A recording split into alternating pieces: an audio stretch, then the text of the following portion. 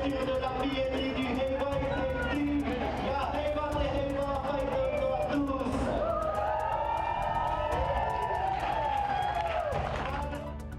L'ouverture de la billetterie du Heiva Tahiti a attiré les foules ce jeudi matin à la Maison de la Culture. Certains passionnés ont même passé la nuit sur place pour tenter d'obtenir leur place. Malgré un démarrage compliqué, l'engouement reste intact. La place Bayété va changer de visage. Le projet de réaménagement du pays estimé à plus d'1 milliard de francs prévoit davantage de végétation, de nouveaux espaces et une ouverture jusqu'à la gare maritime. Un chantier attendu pour redonner vie à ce lieu emblématique de Papeete. Jordi Chan, ministre des Grands Travaux et des Transports, sera notre invité pour en parler et faire le point sur les autres dossiers de son ministère. Chant, danse, orero et jeux traditionnels, les élèves du Sacré-Cœur de Taravao ont vécu aujourd'hui une journée de cohésion aux couleurs de la culture polynésienne, un moment de transmission et d'immersion avant le départ d'une classe pour Urutu. Et puis cette semaine, on fera le focus sur les performances de nos athlètes dans le bassin pacifique. Natation et football au programme de Terra Sport. On voit cela en fin de journal avec Désiré Teibao.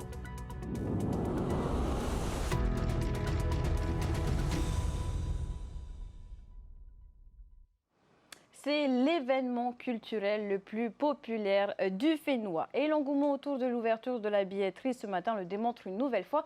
Je parle bien sûr du Heiva Tahiti. Cette année encore, acheter ses places a parfois relevé du parcours du combattant. Ambiance sur place avec Laure Philibert et Jeanne Kinouroua. Il est 9h, cinéma, ouverture de la billetterie du Heiva Itaiti. Ya Heiva te Heiva, faites-le tous. C'est un rendez-vous qui lui tient à cœur. Le public du Heiva Itaiti est, cette année encore, venu nombreux pour obtenir quelques places dans les gradins de Toata début juillet. Presque un Polynésien sur 10 assistera à l'une des soirées de spectacle organisées à la Maison de la Culture. Pour admirer leur troupe favorite, certains ont fait preuve de beaucoup de patience. 2h30 du matin pour pouvoir venir chercher des tickets. Vous êtes arrivé ici à quelle heure? À 3h. Le café, c'est pour se réveiller et attendre notre ticket. Les premières personnes sont arrivées à 16h30 et ensuite à 18h, 19h, il y a une quarantaine de personnes qui ont dormi sur place dans le parking TFTN. Du coup, on a ouvert aussi l'établissement. Ce sont un peu des aficionados et puis il faut en prendre soin de tout le monde, voilà, tout simplement. Moueura et sa famille étaient les premiers à venir attendre devant les guichets dès mercredi. On était là à 16h et après il faut passer la nuit, attendre et espérer qu'aujourd'hui ça ne bug pas le site. Pour première expérience, j'aime pas du tout parce que je ne suis pas habituée, c'est pas confortable de dormir sur le POE par terre ou dans la voiture. Mais bon, on s'y fait. Là, à moi, c'est presque 40 tickets. 40 tickets à moi. On est content d'être arrivé en première, du coup on a le choix, même s'il restait déjà pas beaucoup de place en centrale. Malgré une préparation très anticipée, l'équipe de Tefare Taohitinui a dû retarder la vente des billets initialement prévue à 9h. Un faux départ à la fois au guichet et en ligne. Il s'agit quand même du plus grand événement culturel de ce pays. Donc on met les moyens, on investit pleinement dedans afin d'accueillir le public dans les meilleures conditions. Et du coup d'avoir eu ce faux départ, c'est vraiment purement technique et complètement indépendant de notre volonté. Le but c'est pas de jeter la pierre à qui que ce soit, mais on fait du mieux qu'on peut. Le Heiva Itaiti célébrera cette année ses 145 ans d'existence, mais l'engouement du public reste toujours intact, d'autant plus que 2027 sera une année sans Heiva, en raison des Jeux du Pacifique. 22 groupes se produiront sur la scène de Toata du 2 au 18 juillet prochain. En justice, l'enquête se poursuit après la mort dramatique d'un petit garçon de 2 ans mortellement attaqué par un ou des chiens alors qu'il était chez sa nounou. C'était le 27 avril à Veirao. Ce matin, la procureure de la République a fait un point sur ce tragique fait divers. Des prélèvements d'ADN ont été réalisés sur 5 chiens, mais leur analyse prendra encore un peu de temps. Thomas Chabrol et Jean-Baptiste Calvas. Un peu plus d'une semaine après le décès tragique du petit garçon de 2 ans, les investigations se poursuivent. L'autopsie a confirmé que l'enfant est décédé après avoir été mordu par un ou plusieurs chiens au domicile de sa nounou à Veirao. L'enfant avait été déposé plus tôt dans la matinée par sa maman. Les animaux impliqués n'ont pas encore été formellement identifiés, a expliqué la procureure de la République. Des prélèvements ADN ont été effectués sur plusieurs chiens. Leur analyse pourrait prendre encore plusieurs jours. L'idée, c'est d'arriver à comprendre ce qu'il s'est passé, déterminer précisément, puisque manifestement ce petit garçon a été mordu par des chiens, essayer d'identifier le ou les chiens qui sont à l'origine de ces graves blessures et à l'origine de sa mort. Donc actuellement, les investigations se poursuivent. À ce stade de l'enquête, ni la mère de l'enfant ni la nounou ne sont poursuivis. On n'en est pas encore à établir des responsabilités. Le cadre procédural n'a pas évolué et pour l'instant, il n'y a pas de mise en cause de responsabilité. Mais selon la procureure de la République, une information judiciaire pourrait prochainement être ouverte avec la désignation d'un juge d'instruction. Et ce matin, la procureure de la République a également fait un point sur l'affaire de l'agression à coups de couteau le 26 avril à Taounoua. L'auteur présumé des faits a été interné en unité psychiatrique. Retrouvez un article plus détaillé sur notre site tntvnews.pf. À Papeete, la place Vaiete devrait retrouver sa popularité. Le gouvernement projette de réaménager le site, d'en faire un poumon vert urbain. Aire de jeu, espace foot court, rampe belvédère accessible au PMR. Le projet redessinera le paysage du front de mer de Papeete jusqu'à la gare maritime. Début des travaux annoncés début 2027 pour une livraison au premier semestre 2028. Montant de l'opération 1,3 milliard de francs. Redonner la vie, redonner vie à la place Vaiete, repenser les transports, désengorger les mouillages, autant de dossiers que nous abordons ce soir avec notre invité Jordi Chan, ministre des Grands Travaux de l'équipement en charge des transports terrestres et maritimes. Bonsoir. Yorana Atina. Alors, désertée depuis des années, la place Vaiete souffre d'une image dégradée avec des problèmes d'insalubrité, d'insécurité. Vous voulez lui redonner vie, ramener les touristes, mais aussi la population locale. Superficie doublée, végétalisation, ouverture vers le front de mer lorsqu'il n'y a pas de paquebot. Mais concrètement, pour les parkings, comment ça va s'organiser ? Alors, pour les parkings, en fait, on va, comme vous le disiez, ce qu'on souhaite, c'est doubler la superficie de la place Vaiete existante et on souhaite la transformer en un véritable poumon vert, mais pour ça, on a besoin d'empiéter sur le parking existant qui est situé à côté de la gare maritime. Il faut savoir qu'aujourd'hui, il y a un parking qui aujourd'hui a été construit au niveau du terminal de croisière et qui est sous-exploité. Et ce qu'on souhaite, c'est remplacer du coup le terminal de la gare maritime, le parking de la gare maritime par le parking du terminal de croisière international. Les deux sont payants ? Les deux sont payants, sauf que celui du terminal de croisière international est gratuit à partir de 18h. Ce qu'il faut savoir également, c'est qu'en face de la gare maritime, nous avons lancé un appel à projet qui s'est concrétisé par la signature d'un bail à construire, qui permettra la construction d'un parking silo également de 200 places à terme au niveau de cette parcelle. Donc plus de parkings prévus. Les roulottes sont aujourd'hui peu nombreuses sur le site. Le projet prévoit un food court. Est-ce qu'un appel d'offres sera lancé pour sélectionner les lauréats ? Il y aura bien entendu un appel à candidature. La question de la sécurité reste centrale, on l'a dit. Aujourd'hui, la présence de sans-abri, mais surtout le sentiment d'insécurité peut dissuader les familles comme les visiteurs. Est-ce que le réaménagement suffira ou faudra-t-il aussi un vrai dispositif social et sécuritaire ? Alors pour ce qui concerne la problématique de la sécurité dans la ville, c'est une problématique qui est prise à bras le corps par la commune de Papeete. Mais pour ce qui concerne le site de la place Vaiete en tant que tel, il sera gardienné. Alors, toujours à Papeete, d'autres importants travaux sont prévus. Le creusement de la passe pour permettre l'approvisionnement par des cargos plus importants. Face à l'inquiétude sur l'impact environnemental, le port autonome a annoncé un appel à projet de 160 millions de francs pour des mesures compensatoires. Depuis cette annonce, y a-t-il eu des avancées ? Oui, il y a eu plusieurs rencontres qui se sont tenues entre le port et les associations pour prendre en compte au maximum en fait les doléances de celles-ci et adopter toutes les précautions et l'attention qui se doit afin de préserver notre environnement. Est-ce que vous pouvez assurer aujourd'hui que les mesures compensatoires pensées seront à la hauteur de l'impact réel des travaux ? Alors ce que je peux dire, c'est que l'approfondissement de la passe de Papeete, elle est nécessaire pour une raison simple. Si on n'approfondit pas, en fait, on va avoir une augmentation du coût de la vie sur la Polynésie. Après, c'est également le site qui présente les plus grands, si vous voulez, l'impact minimum sur l'environnement pour pouvoir assurer la continuité du trafic maritime avec des navires qui vont devenir de plus en plus gros au cours des prochaines années. C'est la raison pour laquelle on priorise ce site-là et comme je le disais auprès des autres médias, le site est déjà en fait très dégradé. Et comme vous disiez tout à l'heure, on va adopter également des mesures compensatoires pour compenser l'impact sur l'environnement au maximum possible. Alors, la zone urbaine de Papeete continue de se développer et pourtant elle est saturée, paralysée par la congestion routière. C'est dans ce contexte que le gouvernement porte un projet de déconcentration vers la presqu'île Papara et Mahina. 12 ans de déploiement, 27 milliards de francs d'investissement, 22 services, 6 ministères et environ 1500 postes concernés.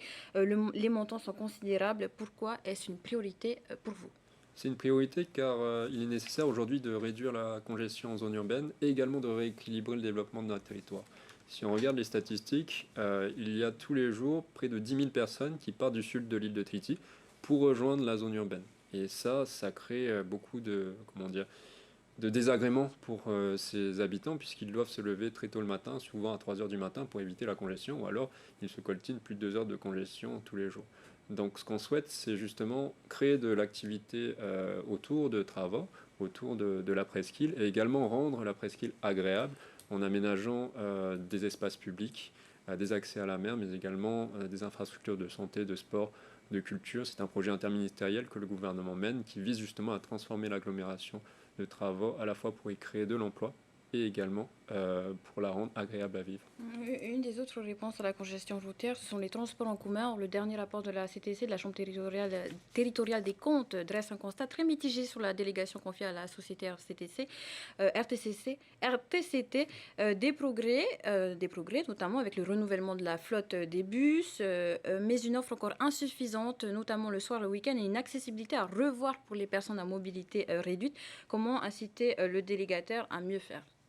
Alors, ce qu'on a fait, tout d'abord, ce qu'a constaté la CTC, c'est qu'il n'y avait eu aucun contrôle en fait depuis le début de la délégation de services publics au 1er janvier 2019 jusqu'à notre arrivée au 15 mai 2023.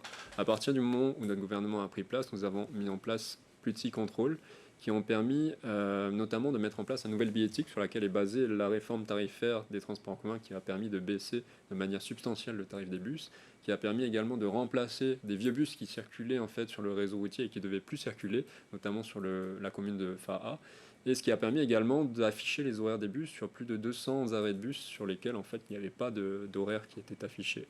Ce qu'on va faire, donc ça c'est les améliorations, une partie en tout cas des améliorations qui ont été apportées. Et ce qu'on va faire, c'est encore renforcer le contrôle au cours des années futures afin d'améliorer la qualité de service pour les usagers. Alors, il y a une autre question qui a fait l'actualité aussi ces derniers mois. Le permis moto est à l'arrêt, c'est un énorme problème. Quelle solution à venir ?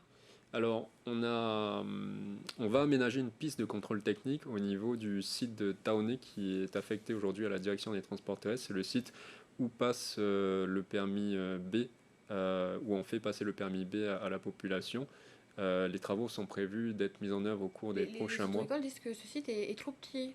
Alors, le site va être adapté pour le passage du permis moto. Ensuite, le site d'entraînement pour le passage du permis moto, lui, pourra être conservé au niveau de Pater.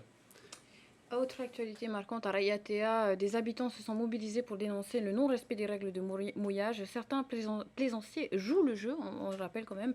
D'autres restent installés durablement et cela crée une vraie colère. Les agents de la DPAM ne peuvent pas être partout. Quelle est la solution ? Plus de contrôle, plus de sanctions ou une autre forme de collaboration avec les communes ? C'est un peu de tout. La DPAM, en fait, qui est un service sous ma tutelle, mène un programme qui s'appelle ESCAL, qui est en fait un téléservice qui permettra de rendre obligatoire la réservation des zones de stationnement pour les voiliers dans nos lagons à l'avance, avant qu'ils arrivent dans nos eaux. Ça sera du coup réglementaire, ça sera obligatoire. Ce dispositif devrait être couplé avec un renforcement, bien entendu, du contrôle. Et pour cela, en fait, on a solliciter l'avis de l'État sur un projet de réglementation qui permettra de fixer des amendes forfaitaires aux contrevenants s'ils ne respectent pas en fait les zones de mouillage en question. C'est un avis qu'on attend de l'État depuis 2021 maintenant. On a relancé plusieurs fois l'État à ce propos, mais on espère avoir une réponse bientôt. Jean Michel, Monsieur le Ministre, merci d'avoir été avec nous ce soir. Marou Athéna. Et du côté de l'Assemblée, ce matin, la Commission de la Santé a adopté la proposition d'abrogation de la réforme RNS soutenue par l'opposition et le Tavini. En revanche, elle a rejeté la proposition du gouvernement de suspendre jusqu'au 1er janvier 2027 une partie de la réforme. Un article complet est à retrouver sur notre site tntvnews.pf. Ambiance chaleureuse ce jeudi à l'école du Sacré-Cœur de Taravao où la culture polynésienne ne s'apprend pas seulement en classe, elle se vit. Les élèves ont participé à une grande journée de cohésion placée sous le signe des traditions, une immersion importante pour ces jeunes qui se préparent aussi à un échange scolaire à Rurutu la semaine prochaine. Davidson Bennett, Heiroatuahu.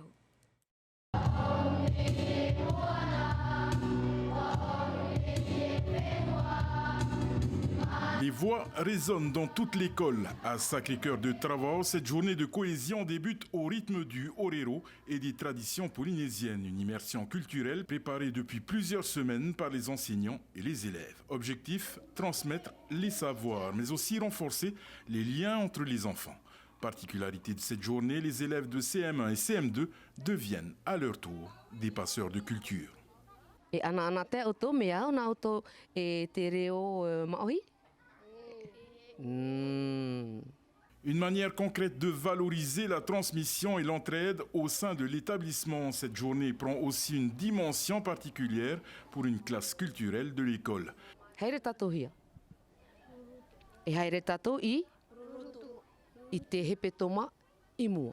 La semaine prochaine, ces élèves s'envoleront pour Rurutu dans le cadre d'un échange culturel, un projet pédagogique centré sur la découverte des traditions des îles australes et le partage avec d'autres élèves polynésiens.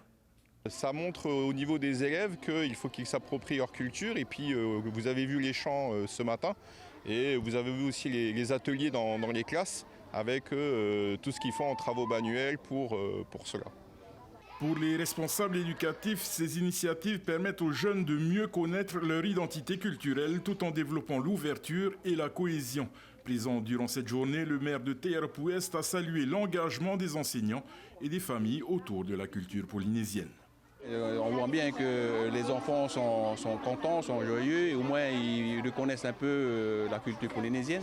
Entre transmission, partage et fierté culturelle, cette journée polynésienne aura surtout permis aux élèves de faire vivre leurs traditions bien au-delà des salles de classe. On change d'île. À Moorea, la transition environnementale passe un cap avec plusieurs projets liés à la gestion des déchets. En gros plan, la 3e ressourcerie de Polynésie qui sera bâtie à quelques mètres de la déchetterie de Témé, mais aussi les nouveaux broyeurs à verre, un moyen pour la commune de réduire ses déchets envoyés à Tahiti. Le reportage de Veitsare Pereira. Ce projet ne réussira pleinement que s'il devient un projet. Chaque année, 5000 tonnes de déchets sont envoyées de Moorea vers Tahiti pour être traités. Selon les estimations du syndicat Fenouama, seulement 10% peuvent être valorisés. Le reste est enfoui au centre d'enfouissement technique de Peihoro. La situation est compliquée par un service de ramassage encore incomplet sur l'île. Il faut savoir que la commune de Moorea ne parvient pas à collecter l'ensemble de ses usagers. Et c'est pourquoi notre déchetterie et station de transfert accueille également la population. Donc c'est quelque chose qui ne se fait pas partout et c'est exceptionnel pour la commune de Moorea. Face à cette situation, la commune accélère ses projets en matière de gestion des déchets. Plusieurs projets sont en cours de déploiement pour améliorer le tri et limiter les volumes expédiés. Parmi eux, l'acquisition de broyeurs, mais surtout le projet de ressourcerie implanté près de la déchetterie. Ce projet de ressourcerie fait partie de cette volonté politique du conseil municipal de changer en fait notre façon de traiter nos déchets. On doit nous-mêmes être responsables et trouver des alternatives à ce système qu'on a mis en place et qui doit changer pour notre environnement et la population de Moorea.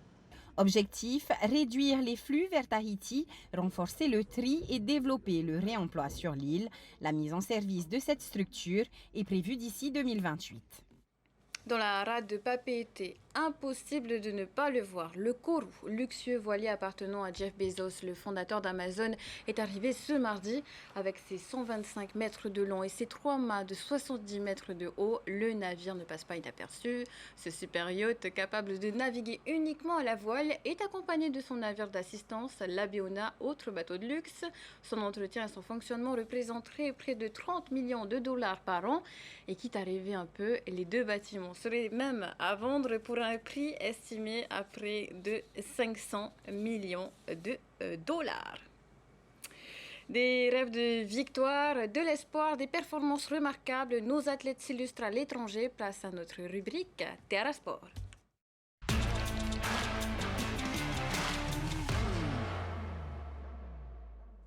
Et pour nous faire voyager avec nos athlètes, notre chroniqueur Désiré Teivao. Bonsoir. Alors, une mauvaise nouvelle d'entrée de jeu. À Auckland, hier soir, Tahiti United était opposé aux Solomon Kings pour la première journée du groupe des Challengers. Exactement, ça s'est malheureusement mal passé pour les joueurs de Samuel Garcia. Les Solomon Kings ouvrent le score à la 46e minute. À l'heure de jeu, Joseph Attalé pense égaliser pour Tahiti United. Mais après arbitrage vidéo, le but du Calédonien est refusé pour une position de hors-jeu. La partie s'emballe ensuite dans les 10 dernières minutes. Jazz Lofthouse double la mise pour les îles Salomon. Mais dans la minute qui suit, Bradley Ruiz redonne espoir à Tahiti United. Mais le réveil est trop tardif pour la formation tahitienne qui s'incline finalement 2-1. Un résultat frustrant pour l'entraîneur tahitien Samuel Garcia. On l'écoute. Je suis un peu frustré ce soir-là, après ce match, parce que dans l'interprétation de moi qui suis un soutien pour les arbitres tout le temps, et ce soir-là, sur le but d'Attalé, là, je n'ai pas du tout compris, quoi. Donc ça fait un peu beaucoup, je trouve. Donc je suis un peu frustré, je leur demande un peu plus de vigilance.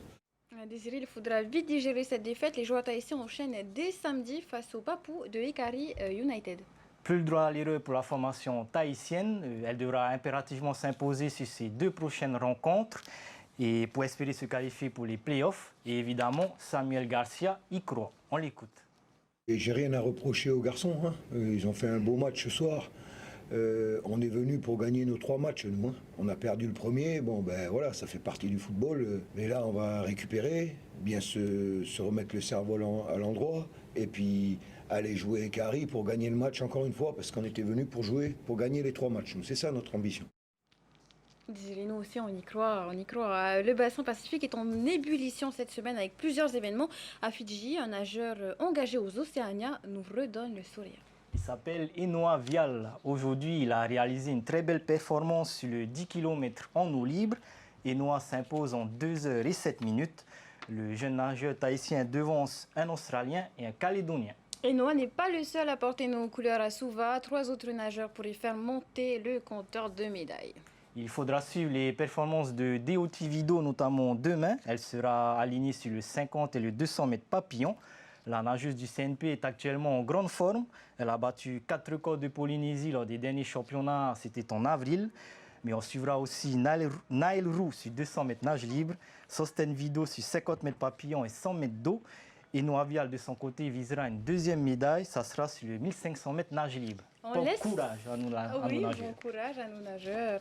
On laisse le curseur sur Fidji. La sélection féminine des moins de 15 ans de football domine des rencontres internationales. Exactement, Athéna. Nos jeunes Wahini disputent le tournoi de développement de l'OFC. Pour le premier match dimanche dernier, elles se sont imposées face aux îles Salomon sur le score de 2-0. La sélection U15 a ensuite signé un nouveau succès hier, c'était face au Tonga, toujours sur le score de 2-0. Et demain, elles disputeront leur dernier match de poule face à Samoa. On leur souhaite la même réussite que les 2 précédentes rencontres. Merci Désiré. Merci Athéna. On se retrouve la semaine prochaine. Oui, on clôture aussi ce journal. Juste après votre magazine Moana, suivi du meilleur de la soirée, Miss Inat. De quoi commencer le week-end en beauté et en sourire, on va le dire. Et enfin, la série Magnum PI. À partir de demain, retrouvez Mika Delattre pour l'actualité du week-end. On se retrouve lundi.